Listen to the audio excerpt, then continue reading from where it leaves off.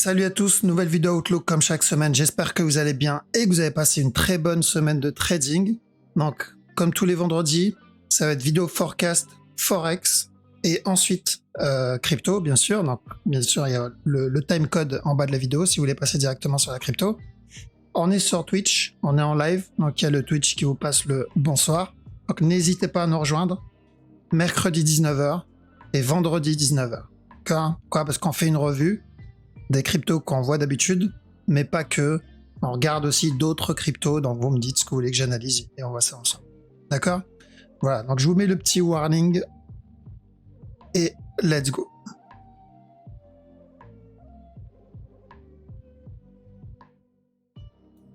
Alors, j'espère que la musique est pas trop forte, hein, parce que à chaque fois je m'en rends pas trop compte. Donc, Haut-de-CHF, alors Haut-de-CHF, on attend un potentiel running. Attention au B. De toute façon, on a que deux possibilités ici, c'est un running. Donc si j'ai un flag, il viendra casser le top et à tenter. Sinon, l'autre possibilité, c'est un B en interne. Donc c'est toujours de l'achat en interne, tant que ce bas n'est pas cassé. Et ensuite un C. Et là, on obtiendra une plus grande structure. D'accord? Mais pour le moment, le running, ça peut être pas mal parce que ce mouvement aussi, il est agressif. OGPY, lui, par contre, il m'a donné un regular flat là-dedans. Donc, tant que ce bas n'est pas cassé, on peut attendre un autre régular et un dernier plus haut. D'accord? S'il vient casser le bas, on attendra un plus gros régular flat et ensuite un autre plus haut, mais pas obligatoirement le dernier, par contre, s'il fait ça. D'accord? Mais c'est toujours de l'achat pour le moment. Même chose sur USD. 4 CHF. Alors, juste voir s'il a cassé le bas. Non, il n'a pas cassé le bas. Et j'attends qu'il casse le bas. Alors, il peut corriger là avant de venir casser ce bas, mais c'est ce qu'on veut pour le 4 CHF. CHF JPY, toujours de la vente aussi. Donc, objectif, au moins ce bas-là. Attention au running ici. Ce A, ce B, ce C pour encore un push. Avec cette correction-là. Et un dernier push. À chaque nœud plus haut, je cherche toujours la même direction à la vente. DAX, alors DAX, le mouvement devient correctif, donc tant que ce bas n'est pas cassé, c'est toujours un push. Tant mieux qu'il corrige comme ça. DXY, de la vente aussi, donc là on voit un petit running, ce A, ce B, il était plutôt simple, ce C, et idem, donc une fois ce top cassé, on cherche de la vente pour un running flat ou pour un regular. Donc les structures ne changent pas. Ici, attention à ce running. Donc, s'il y a un petit flag, on cherche de la vente jusqu'à ce bas-là, pour Eurowood. EuroJPY, pareil. Donc, c'est de la vente jusqu'à ce bas-là. Par contre, attention ici au running. Donc, tant que ce bas n'est pas cassé, pourquoi pas tenter un running jusqu'au top. EuroNZD, regular flat. Donc, l'objectif, c'est ce top-là. D'accord? Et on prend un peu de profit au top. Parce que ce qu'on risque, c'est le gros running ici, là. Si vous vous rappelez, ce A, ce B, et ensuite le C. Alors nous, on est en train de manger ce C là. EURUSD, buy aussi. Donc oui, il peut revenir casser ce bas, ce mouvement-là pour un B, A, B, C, revenir péter le bas. C'est pour ça que j'ai pas trop tergiversé sur la petite structure et j'ai focus plutôt le up. Donc tant que ce bas n'est pas cassé, à chaque nœud plus bas, on tente le C du regular flat. Alors, GBPOD, il corrige, et c'est ce qu'on veut, hein, de toute façon. Donc, attention à ça. Cassure du top. Tant que celui-là n'est pas cassé, on cherche de la vente jusqu'à ce bas-là. GBP CAD, on attend une correction plus grande et on continuera à chercher de l'achat. Sur GBP CAD, comme on l'a vu il y a longtemps, hein, de toute façon, GBP CAD, c'est de l'achat. GBP JPY aussi, donc c'est un buy. Là-dedans, celui-là.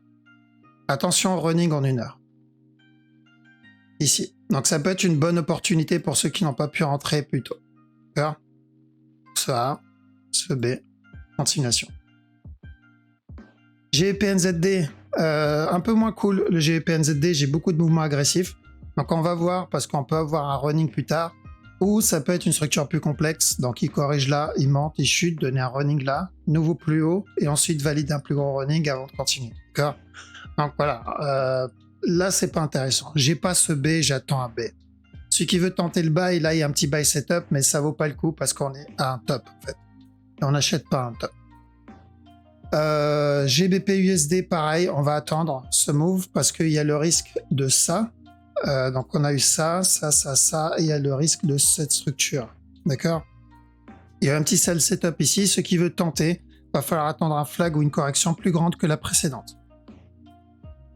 Je préfère tenter le JPY perso. NZD CHF, donc pareil que les OD. D'accord? C'est pareil que les OD. Donc, ou running, si j'ai un flag, je tente, objectif c'est ce top. D'ailleurs, ce serait plutôt ça que je tenterais sur ces structures. L'autre possibilité, c'est une plus grosse correction. Et un C, pour un plus gros flat, quoi. Donc le point à surveiller, c'est ce bas-là. S'il le casse, il n'y aura pas de running. NZD JPY, même chose, d'accord, c'est la même analyse. NZD USD, non. Alors NZD USD, il y a la possibilité de ça. Ok, ça c'est le A, ça c'est le B, le C ici, donc il viendra casser ce bas. Donc plus de la vente. Tesla rapidement, parce que je sais on est surveillé Tesla, belle petite correction, c'est nickel. Donc c'est ce qu'on cherchait à la base, on a dit attention, on peut avoir ça, terminer un running et ensuite une continuation. Donc moi je suis en train de recharger Tesla actuellement. Donc on a chargé ici pour rappel. On a dit attention, c'est une grosse correction, c'est une bonne opportunité. C'est voilà, peut-être l'une des dernières chances pour la suite. USD CAD, objectif toujours ce top, car il l'a pas atteint, donc on avait dit d'acheter dans cette zone. Et l'objectif c'était là, c'est toujours le même objectif. Car casseur du top ici. Donc on peut avoir un running, hein. Faites attention ici. Je pense pas que ça soit un running terminé. Le C n'est pas suffisamment développé. Okay. Donc s'il vient casser le top et que derrière on obtient ça, c'est normal. Enfin, donc on focus l'objectif. À casseur du top, on commence à faire attention. USD CHF, en tout cas c'était un beau petit trade. USD CHF, de la vente ici en interne, même s'il vient casser ce top, tant que ce top n'est pas cassé, on cherche de la vente jusqu'à ce bas là. Ça peut être pas mal d'ailleurs, celui-là.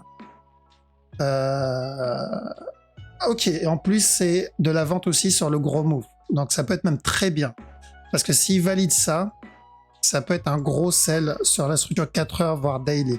À surveiller USD CHF, ça peut être une belle petite structure à prendre.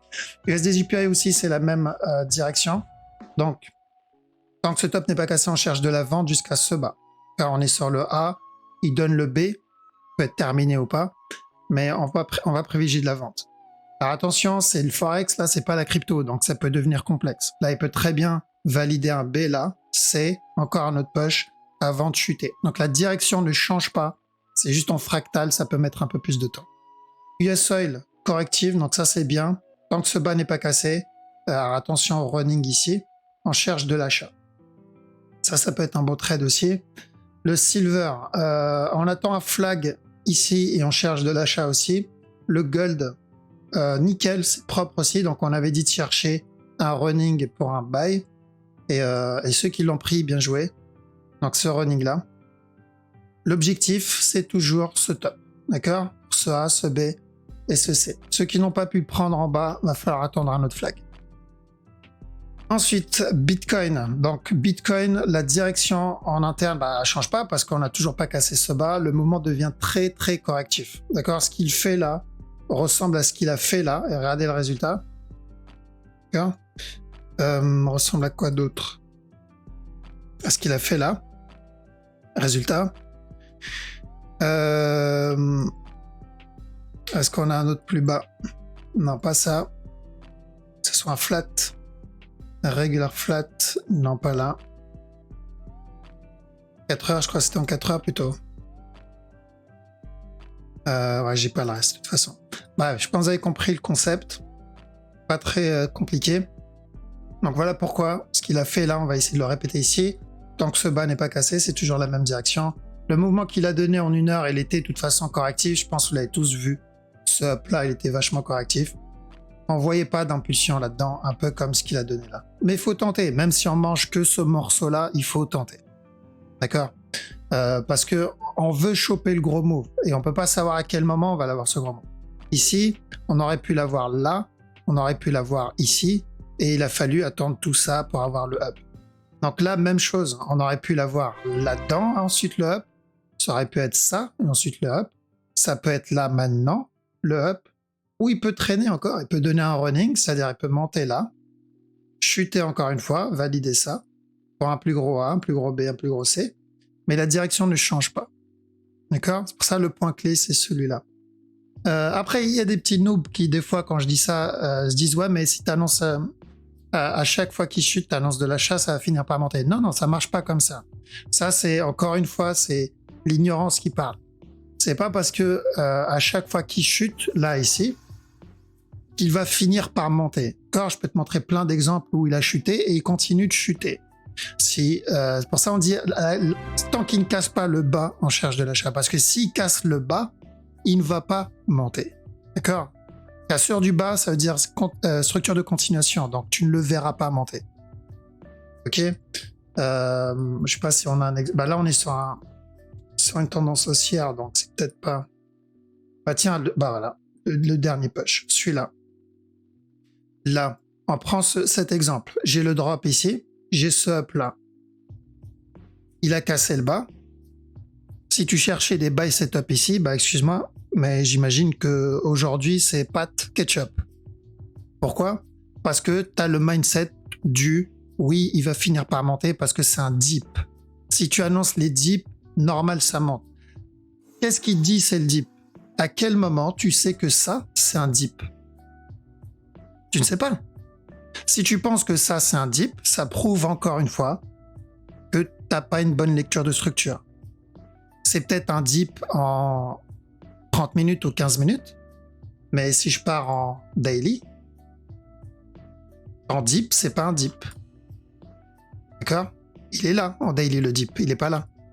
Donc si tu pensais qu'il allait te faire un W ou un M ou je ne sais quelle autre lettre de l'alphabet, c'est faux. D'accord? Donc il y a des points précis. Il y a on trade les structures, on trade pas bas ou haut. Quand on trade une structure, la cassure d'un bas ou la cassure d'un top, c'est la validation ou l'invalidation d'une structure. Donc la confirmation d'une direction. Okay? Donc si je reviens maintenant sur le Bitcoin ici et je le vois venir casser le bas, ben là il y a plus de chances que le Bitcoin continue à chuter. D'accord? Parce qu'il est en train de nous donner une structure de continuation. Bah tiens, on a l'exemple juste ici. On a eu ça. Il est venu casser le bas. Après avoir cassé ce bas, t'as beau acheter ici, bah tu finiras avec un running flat. Parce que là, t'as 90% de chance que la structure continue de chuter. D'accord? Là, c'est la même chose. S'il vient casser le bas, t'as de bonnes chances que la structure continue de chuter. Alors, faut comprendre ça. Donc, quand je poste et quand je dis attention à la cassure du bas, faut pas être binaire, d'accord? Oui, normal, tu annonces un dip. Non, tu ne peux pas savoir si ça c'est le dip, d'accord? Actuellement, on ne sait pas si ça c'est le dip. Parce que s'il vient te donner le running, s'il vient casser le bas, et qu'il décide à ce moment-là de valider le running daily, ton dip il sera beaucoup plus bas. Ok? Voilà, donc ça c'était à préciser. Donc la direction est toujours la même et le point à surveiller c'est toujours ce bas-là. Il n'y a rien qui change sur ce mouvement. Sur l'Ethereum, le mouvement il est vachement correctif aussi contrairement au Bitcoin. Donc oui, il y a des chances qu'on ait encore un drop. D'accord? Donc je vais utiliser la même méthode, la même technique. Et si on regarde bien, hop, elle a payé sur EGLD. D'ailleurs, EGLD on va y revenir parce qu'il y a aussi un point important. Mais vous voyez, tant que le bas n'est pas cassé, on privilégie la même direction. Si je commence à chercher de la vente ici, bah, j'aurais loupé le up. Mais on verra ça tout à l'heure. Donc Ethereum, même chose. Je privilégie tant que ce bas n'est pas cassé la même direction, mais je garde en tête que ce mouvement, il commence comme celui-là, AD1. Ce move, on l'imprime dans sa tête, il ressemble à ce move. D'accord? Si je copie ça, hop, et je le colle sur Ethereum, mais sur une structure un peu plus grande. D'accord? On est sur à peu près la même structure. Donc, je dois m'attendre à ce que la réaction soit la même. Donc, même si je continue à chercher la direction du gros move, je dois faire attention sur le move en interne. ADA. ADA, même chose, mais moins intéressant. Pourquoi? Parce que il est pas très loin du bas. Et je pense qu'on va venir casser le bas et entamer un running. Faire attention à celui-là. D'accord? Donc c'est pas le meilleur. Ada, c'est vraiment pas le meilleur. Parce que je sens un running bientôt. Lui, je veux qu'il il a cassé. Ok, lui, il a cassé. Lui, je vais chercher des buy setup si j'en ai. Mais je garde en tête que si on est sur le running, ce A, ce B, et là, il est en train de faire le C pour le gros up, c'est ça qu'on veut. Le C, pour moi, n'est pas terminé. Ça, c'est la mauvaise nouvelle. La bonne nouvelle, c'est que plus il continue à ramper comme ça, donc il donne des runnings en interne, et mieux c'est. Plus les probabilités d'avoir le top augmentent. Donc plus il traîne comme ça, et mieux c'est. D'accord ? Donc on se rapproche vers une fin de structure, mais je ne pense pas qu'on soit vers la fin encore. C'est le début de la fin, en gros, si on peut dire ça comme ça. Mais on avait dit plutôt de la vente, hein, de toute façon, sur le dot en interne. Hein. L'objectif, il était là, et il est venu le péter 2 fois, donc on va attendre encore un peu. BNB, toujours la même direction, parce que c'est la structure 4 heures qui nous intéresse, d'accord? Et ça n'empêche pas qu'en 1 heure, il peut donner des petits sell setup. 4 heures, ça ne change pas, ok? Pour le moment. Maintenant, en 1 heure, est-ce qu'on a quelque chose ou pas? Pourquoi pas tenter ça, mais je pense que c'est de l'interne, d'accord? Tant que ce bas n'est pas cassé, pour les couches tard, pourquoi pas tenter ce buy, d'accord? S'il y a des setups en interne, mais BE ici, quoi. D'accord? Parce que ça peut être un flat pour encore drop. J'aurais pas le temps de le tenter celui-là, mais pourquoi pas si il y a du scalp en interne. Pauls, il a cassé le bas. Maintenant, donc là c'est officiel, et je pense qu'il va continuer. Pourquoi? Parce qu'on a eu ce A ici, il est venu casser le bas. D'accord? Donc, encore une fois, comme tout à l'heure, celui qui dit oui si tu annonces les dips. Qu'est-ce qui dit que ça c'est le dip? Parce qu'il est venu toucher ta ligne imaginaire ici? Pour moi, ça c'est pas un dip. Je pense que le dip sera beaucoup plus bas. Pourquoi? Parce que si ça c'est mon A et ça c'est mon B, on risque un running et donc une continuation. Donc acheter là, ce serait une mauvaise idée. D'accord? Donc voilà, courez pas après les dips parce que vous ne savez pas c'est quoi un dip. Dans le sens où on peut pas savoir en fait à 100% quand on est dans un dip. Sauf si on a obtenu une structure. D'accord? Mais si la structure n'est pas complète, tu ne peux pas savoir si c'est le dip. D'accord? Donc ceux qui vous disent achetez les dips et vendez les tops, bah demandez-leur, dites-leur ok c'est quoi un dip? Montre-moi un dip. Tiens, montre-moi un dip ici. Est-ce que c'est ça le dip que je dois acheter? Parce que c'est un dip, il a fait un bas plus bas. Ou est-ce que c'est ça le dip? Ou peut-être c'est celui-là le dip. Tiens, c'est peut-être celui-là. Ou celui-là. Allez, je t'en donne encore un autre. C'est peut-être ce dip-là. Ici. Il est où ton dip? Quel dip je dois acheter? Donc, c'est trop facile de dire t'achètes les dips. Non, je choisis le dip d'une structure. Donc, si j'achète ce dip-là, ça concerne un regular flat. Mais mon objectif, du coup, je l'ai. Si je choisis celui-là, je trade un running flat. Donc, une structure daily. D'accord? S'il me donne, par exemple, un gros regular flat et que j'achète là, donc je suis en train de trade une structure weekly, voire monthly. Donc, je sais, comme ça, du coup, j'ai l'information. Ce dip appartient à cette structure. Ça ne devient pas juste un mot pour faire style, je suis trader et j'utilise des mots fancy, mais ça a plus de sens parce que je trade la structure. D'accord? Donc faites attention, quand je partage quelque chose sur Twitter, c'est pas des supports essence. Parce qu'il y a quelqu'un qui m'a dit ouais, c'est ton W est mal dessiné. C'était pas un W. Je traite pas les W. Donc on cherche de l'achat et un petit time frame. Ça on l'a vu, dans la vue, d'autres on l'a vu. BNB, on l'a vu 15 minutes. Pauls, c'est bon. Et celui-là, ok, celui-là c'est toujours pareil. Donc l'objectif il est là. Attention au running ici qui est possible, A, B, C. Mais la direction ne change pas parce que le mouvement il est vraiment correctif. Donc on tente. Le bas, c'est celui-là qu'on va surveiller. Donc l'objectif c'est toujours la cassure du top sur le Luna. Pour le moment ça se passe bien d'ailleurs. Le sol aussi, l'objectif c'est ce top là. Pourquoi ma flèche s'arrête là? Les flashman, voilà. Donc le top ici. Par contre, attention à ça, et on l'avait vu aussi dans la vidéo précédente. On a dit le buy, faites gaffe au running là. Le A, le B, le C. Running, et donc on peut avoir encore un nouveau plus bas. D'accord? Mais ça ne changera pas. Parce que tant que ce bas n'est pas cassé, on continue à chercher la même direction. Si tout ce move devient correctif, c'est bon. C'est jackpot, c'est le bon moment pour rentrer. EGLD. Donc EGLD a bien payé. D'ailleurs, bien joué à tous ceux qui ont réussi à l'avoir. Et voilà pourquoi. Tant que... Alors, je coupe Discord rapidement parce que... il y a les bips derrière. Donc, tant que ce bas n'est pas cassé, on avait dit, on cherche des buy setup. Et à la cassure du top, on cherche de la vente jusqu'à ce bas. Parfait. Là, 10 sur 10. Et ça, c'est la raison pourquoi on suit toujours la méthode. Même si on le voit, il est pas très loin du bas et on se dit, allez, c'est bon, il va casser, il va nous donner un running ou autre. Non. Tu suis ta méthode. Il faut suivre la méthode. Parce que des fois, oui, ça peut être à pas loin de la cassure et ensuite tu obtiens ta structure. Ce serait dommage de le louper parce que le risk-reward devient meilleur. Je veux dire, acheter là, ton risque, c'est ça. Ça, pardon. Ici. Et reward, c'est ça. Mais s'il continue et t'attends setup là, du coup, ton risque, c'est ça. Hop, si j'arrive à dessiner. Et reward, ça devient ça. Donc c'est 10 fois mieux. Et voilà pourquoi il faut tenter à chaque fois dès qu'il y a un setup. D'accord?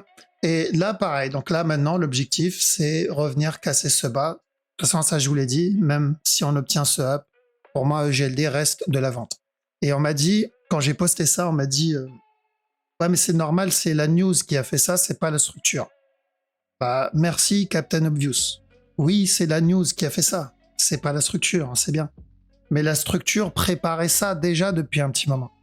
Ça t'annonce que les acheteurs, les vendeurs attendent quelque chose. Ils préparent quelque chose. Peut-être, justement, dans cette zone, ils attendaient la news. Et ils en ont profité dès que la news est sortie pour valider le buy. Mais ça, parce que ça aussi, on l'a annoncé, le drop. Là. Donc, ok, ça, c'est la news qui l'a validé. C'est pas la structure, ce qui est vrai. Mais on va rester dans ce mindset. Nous, on a dit buy et ensuite sell. Donc, c'est quoi qui a validé le drop là, le C? Ok, donc c'est le fonda et la psychologie qui valident la structure. C'est pas la structure qui valide le fonda. D'accord, ça marche pas comme ça. Mais à l'avance, le marché va nous indiquer l'intention des traders. Attention, ils attendent quelque chose, ils préparent quelque chose. Alors, ça fait des années on trade le forex et c'est comme ça. Quand il y a une news, FOMC ou peu importe, t'as ça. Tu ne sais pas si la news va être bonne ou pas, ou mauvaise. Et je sais que ça, il y a 90% de chances d'avoir une continuation. Et il se passe quoi quand il y a une news? 9 fois sur 10, qu'elle soit bonne ou mauvaise, t'as un up. C'est juste que pendant cette période, ils attendaient la news. Et une fois que la news est passée, ou pendant la news, t'as la continuation. Donc voilà pourquoi on ne traite pas les news. Ça n'a pas d'intérêt. Tu ne peux pas trade la news parce que si tu vises que la news, tu ne peux pas savoir ce qui va se passer. Par contre, si tu vises la structure te le dit à l'avance. te dis attention, je prépare un up, il y a une news qui arrive, peut-être la news va enclencher ce up. C'est le déclencheur, d'accord? La news, c'est le déclencheur. D'accord? Voilà, donc maintenant, la direction, vous le connaissez, c'est revenir casser ce bas-là. Très simple.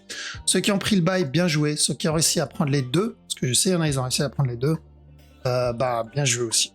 D'accord? On attendra la suite une fois que le bas est cassé. Voilà, donc je pense qu'on a fait le tour. Je reviens sur le chat. Hop. Donc pour le moment, Bitcoin, moi ceux que je surveille actuellement. Alors avant de revenir sur le chat, il faudra que j'analyse une autre crypto parce que vu qu'on a supprimé. Dites-moi dans le chat, vous voulez que j'analyse quoi? Parce que j'ai pas eu le temps de voir. La dernière fois, c'était quoi? C'était Alice qu'on a analysé. Band, vous voulez que j'analyse? C'était pas le band qu'on a déjà vu la dernière fois? Sur la dernière vidéo? Alors on va regarder. Band, c'est pas le plus intéressant. C'était quoi sur la dernière vidéo qu'on a vue? C'était Alice, il me semble. Parce qu'il y a Dent, il me semble, qui est pas trop mal.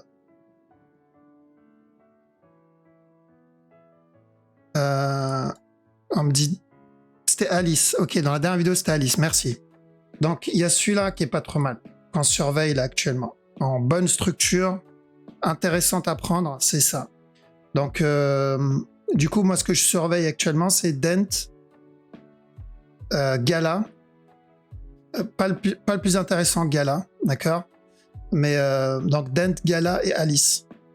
Donc celui-là qu'on qu'on va rajouter dans la liste à surveiller, dans notre watch list, le dent. Le dent, ça peut être pas mal jusqu'à ce top. Pour un simple regular flat, bien sûr, tant que ce bas n'est pas cassé, on continue à chercher des buy setup. C'est du 4 heures, donc ça peut mettre du temps à arriver. Et Alice, c'est toujours la même direction que lui. D'ailleurs, je suis déjà dans Alice. Ok. Bon, pour les autres cryptos, vous inquiétez pas, on va regarder ça après la vidéo. Donc, on surveille Bitcoin, priorité pour le moment, parce que c'est le boss. Et EGLD, attention à la cassure du bas, toujours. Dent et Alice, ça ne change pas, bien sûr. Et voilà. Ok. Donc, je vous laisse ici. Je vous souhaite un très bon week-end. Je vous dis à la prochaine. Ciao.